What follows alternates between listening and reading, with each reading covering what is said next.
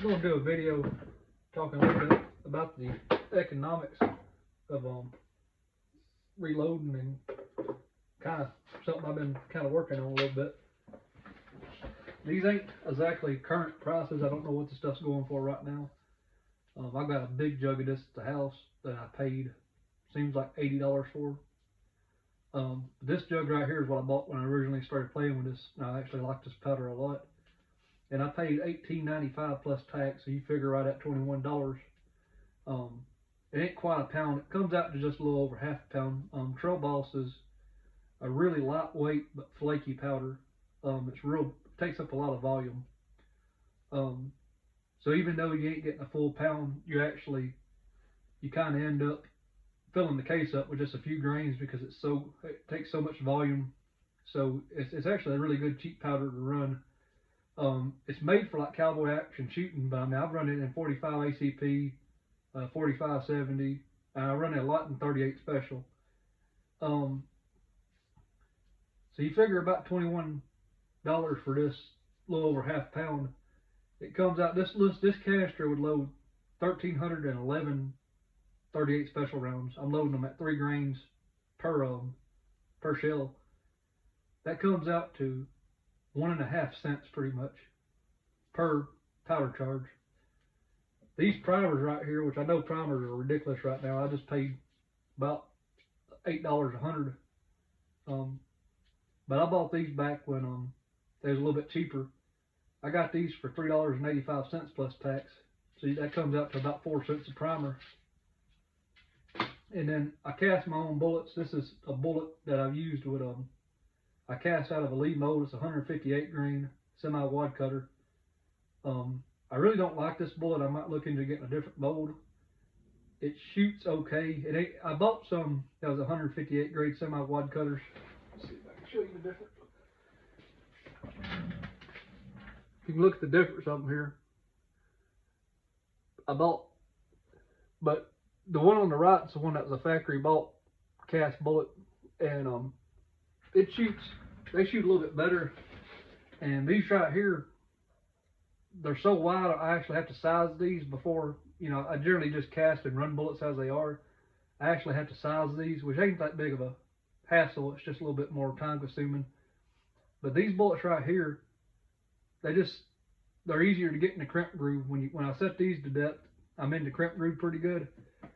These right here, when I'm setting to depth in a 38 casing, I'm thinking they're made maybe for more like a 357, because I end up, my loading manual says I can go all the way down to 1 inch and 475 thousandths, and I'm running them right there at that, maybe just a little bit lower, and I end up crimping right before I get into the crimp groove. So they shoot okay. I shot a few of them just to test them, make sure that I didn't have no issues with that. But I just think they're more designed for a 357 than a 38 special, so I'm running into a little bit of issue right there. But they work, and for now, I'm gonna shoot them because that's what I got. But with this setup, I figured about 2 cents per bullet by the time I pay for my propane or my electricity to heat the bullet or the lead up to cast them, and then I got a little bit in my lube. But that comes out using Trail Boss, some old primers now, given everything's went up nowadays, and some cast bullets. I'm shooting these at about 8 cents, well, actually 7.5 cents, but rounding up, it's about 8 cents. So I'm shooting 38 special at the same cost that I'm shooting 22 rifle. So I kind of like that about reloading. I kind of tend to stick to some Trail Boss powder and some components along them lines, just for the practicality of cheap shooting. I mean, I do load other powders and some stuff that's more practical as far as like hunting application and stuff like that. But Trail Boss is made for cowboy action shooting, and I was a little bit hesitant about it at first. And then the 45-70, it's like dog slow. It's like 800 feet per second, so it's really light recoil and really slow. But it's something to play with. But I kind of got away from doing that because I have to adjust my sights that shoot so much different. I just generally shoot full power loads out of my 45-70. But out of a 38 or even like a 45 ACP, they shoot comparable to other target practice ammo, I guess you could say. It ain't something I'd go out there and like self-defense with 100%. Which though it ain't nothing to laugh at either. I mean, you know, you get a good bit of trail boss in there. I mean, they got a little snap to them. They're not by no means like a plus P or you know anything hot, but I mean they're not just a. I mean they comparable to other you know Winchester white box something along them lines, except for you know of course you're shooting lead, but still. But I've considered even getting like a 357 38 caliber like carbine or you know like little rifle just for I mean I could shoot that for the same price as I can a 22. And I mean I kind of use 38 like a 22. The reason I use 38 more so than like 45 ACP or something is because I don't lose my brass. I mean it's you know a revolver, it don't fling brass all over the place, so I can kind of save everything. I had a guy give me a whole bunch of 38 special brass, so it's very very economical to load. And I just tend to like it. I mean, I was loading them ones I had bought years ago when I first got into reloading, and I was making a really, really cheap round. And I think by the time I bought the bullets, I was around 12 to 13 cents per shell. But now that I got into casting a good bit, I cast for almost all my guns, especially pistols. And like I said, I mean, for you know, it's good enough for plinking, shooting at critters. Just kind of a good little truck load, you know, keeping a truck, and you see something out there, you can, you know, it's good for what it is.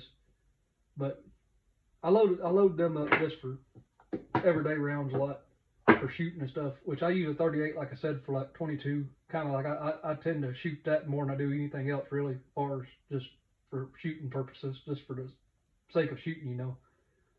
But I went out there and tested that new bullet because I wasn't 100% sure. And I've had this little target right here. I'll get that in the camera view. It's kind of a big, bulky box. Get up on the side of it there. But that's about the size of the palm of my hand. I'd say that's probably 4 inches, a 4-inch diameter circle. And I was at 7 yards. And I shot 3 just a little high, which I was, you know, it's kind of close. That was kind of a flower. That one out there, this was the first one. I think I kind of pulled a little bit on it. But I'd say them right there is pretty. And it's shooting out of a Smith & Wesson Model 642. It's a little snub nose revolver. I actually got a full-length revolver too that I shoot, and it's a whole lot more accurate. This is kind of what I use for self-defense, kind of carry with me where I go. But I mean that's plenty accurate for self-defense applications. But I wouldn't use this round for self-defense, but like I said, this is a snub-nosed revolver, you know, it ain't just a tack driver. But I would say these two probably I moved a little bit. I'd say that's probably kind of a fair, you know, group of the gun.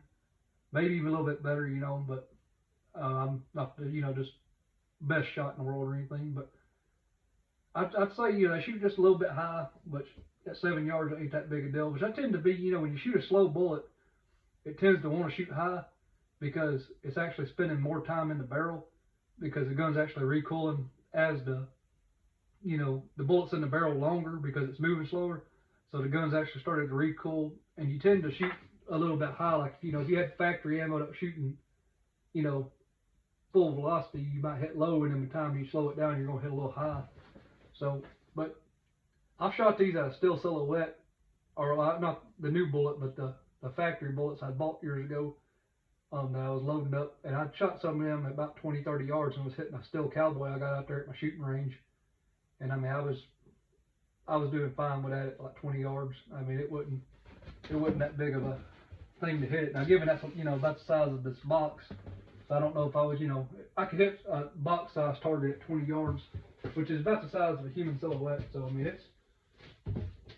they're you know, as accurate as you can expect a 38 snub nose to be. But I just thought that was, you know, kind of something I'd show, because I don't know how many people really fool with trail balls. But, you know, you figure Titan Group, I think Titan Group's right at $30 a pound, which is, you know, a pretty cheap powder. I bought some of that. I plan on trying later on for some, you know, a little bit hotter loads and stuff. But trail balls has its place, and like I said, it's about the cheapest powder I know of to load. It's geared towards lead bullets, which, you know, if you're shooting for economics or something along them lines. You know, you're going to cast your own bullet. But yeah, I mean, I think cheap bulk 22 ammo is around 8 cents a round now, and I think something like a CCI mini mag or something along the, you know, a little bit better 22s around 11 cents. So, you know, I'm making a center fire handgun round for cheaper than I can shoot a 22 rifle. I really would like to get my hands on a little something like one of them Henry 38 357 rifles, because I think that would be a really, really good truck gun. I could shoot these in there just for plinking like I would a 22 rifle or something. And I just think it'd be a good little cheap plinker, you know, kind of just like something you'd use for a 22 rifle, varmint, yard pest type gun.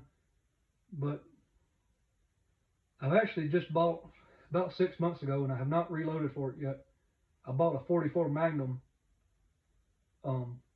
Rossi 92. I had a guy I worked with that had one, and it was a fairly good buy, I thought, so I bought it. And I'm actually getting for Christmas, I'm getting a set of dies and a bullet mold and the stuff I need to load for it. So I have to look. I hadn't figured the exact cost, but I did look. There is a lot of data for trail boss in there, and casting bullets would be about the same cost. You'd probably use a little bit more powder in a 44 Magnum, but even then I'd probably be shooting a lot. I'd say a 44 Magnum with trail boss would be the equivalent of like a 44 Special load out of the rifle. So it's not going to be like a full, you know, I wouldn't go deer hunting with it, but I mean, it would be a good plinking gun. And I think I might be able to load for it for maybe 10 cents a shell using trail boss, something along them lines. But I also got some accurate number 7 and some other stuff, and I can get on some hot 44 Magnum loads in case I ever want to take it deer hunting. Or I do tend to, with my rifles, kind of keep them on the hot side more than a trail boss load. Like, you know, you ain't really like adjusting sights on a pistol. Actually, both of my 38s have fixed sight strength, no adjusting them. So, and they shoot close enough pistol range, you know, you ain't gonna tell the difference in accuracy really. Like I said, it might shoot a little bit higher, but nothing I've been able to tell dramatically or anything.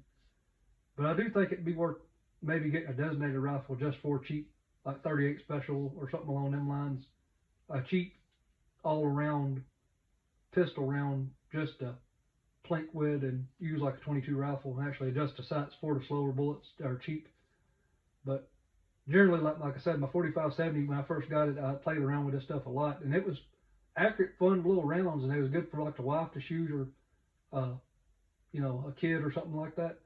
And you know, even on, you know, most people don't go out and plink with a 45-70. I kind of was for a while using this, but and I think I was loading 45-70 for around, not counting cost of brass when I bought my brass for it, around 12-ish cents, something like that. So I mean, it's real economical powder. But like I said, I kind of got away from doing that, even though it was fun to play with, for the simple fact that I keep that rifle set up. I got a scope and all on it now, and I ain't using iron sights, and I didn't want to just sit there and swap my sights back and forth.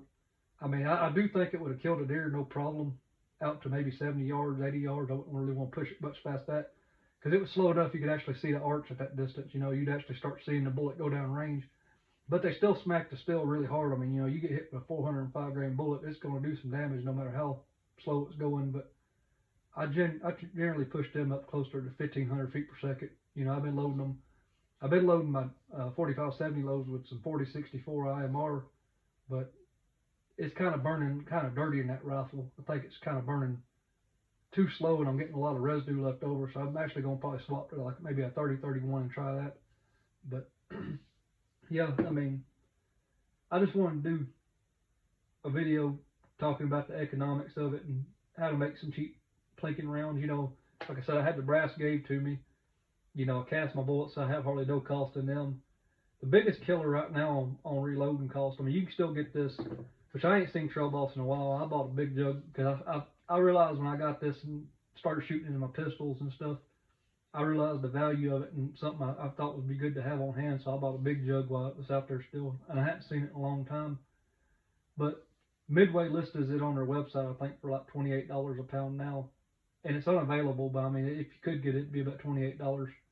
And I think primers are around $8 or $80 a thousand right now. So you're looking probably more along the lines. Well, you'd spend 8 cents on just the primer, and then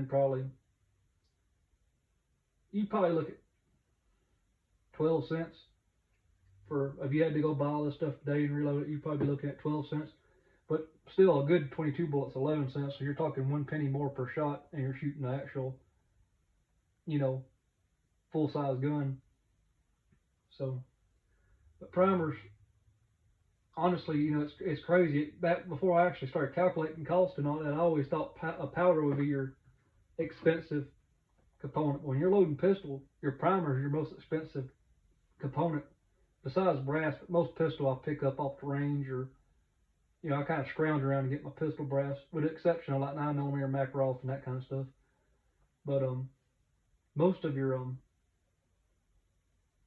rifle, when I first started, I loaded a lot of deer rifle rounds.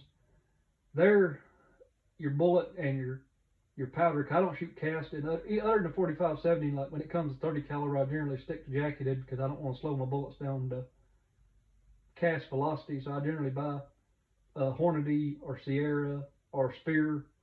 You're looking about 30 cents for a bullet, and you're looking about 30 cents for a powder charge, and then about 8 cents for a primer. So if you find your brass or save your brass, or get your buddies to save their brass, you're looking at about 68 cents for a Hornady or just a good soft point deer round, which is a hell of a bargain in today's market, because I mean most deer rounds are around $1.50 to $2 a piece. So you're saving $1 every time you pull a trigger if you load for your deer rounds, even buying the components. But I mean, I've noticed primers have been coming back down in cost. Couldn't find them forever, which I bought a bunch up before all this got crazy. That's why I got them for that price. Most of the primers I bought, with the exception, I just bought 1,000 more of these. Cause I'm getting down to, I got about 300 of these left at this price, and then I bought another 1,000 just to have on hand. But I don't shoot a lot of small pistol. I have been lately more than I anticipated. Why I didn't buy. I bought mostly, I've got like 4,000 or 5,000 large rifle, which is mostly what I load for. At least at the time when I was buying primers. But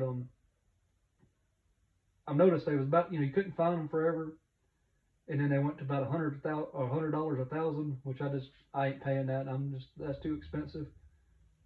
And they got down to about $75 a thousand at my local gun shop, and time taxes and all, you get up around $8.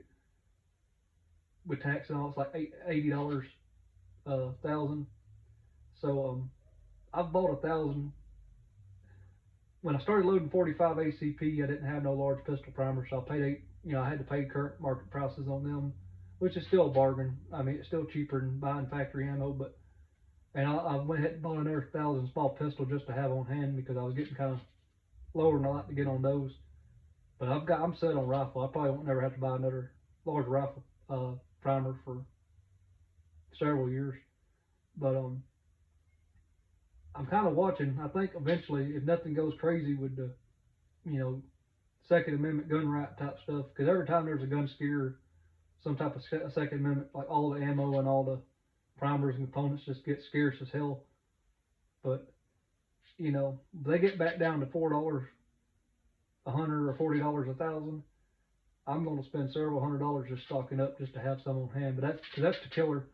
I mean, when it comes to cost, I mean, even buying them at $8 a thousand or $80 a thousand, you're still saving money on most things. And it's hard to load 9mm or something like that at that primer cost, because you're getting just where you're almost at factory cost. If I can buy ammo for within a few cents of what I can load it for, like 223, I've never seen the economical advantage of loading 223, because by the time I buy my bullet and my powder charge and all the other components, I'm just within a cent or two of what I could buy a factory round for. And I mean, at that point, it's just not worth my time to fool with. But when I'm loading, rounds as cheap as I do these, or when I'm saving like like I do on my deer rounds, like $1 or something a round. It gets into, you load a box of 20 rounds, it takes you 15 minutes, and you've saved $20. I mean, that's a real good savings. Then you're getting better quality ammo. But you can save a lot of money on pistols and stuff. You got to cast bullets to make cheap, shells. But really, you save your money on the bullet and your primers. I'd say your bullet's probably your most expensive cost in reloading, but if you cast, you get that practically for nothing. So that's a real good, way to save money. And your primers, I mean, they're the killer. And they're also the thing that when ammo gets kind of scarce, it's kind of like 22 bullets. They kind of disappear or get really expensive, and it just kind of puts a damper on reloading. So when stuff like that gets cheap, it's good to spend a couple $100 and stack it kind of deep back in the closet just to have some on hand.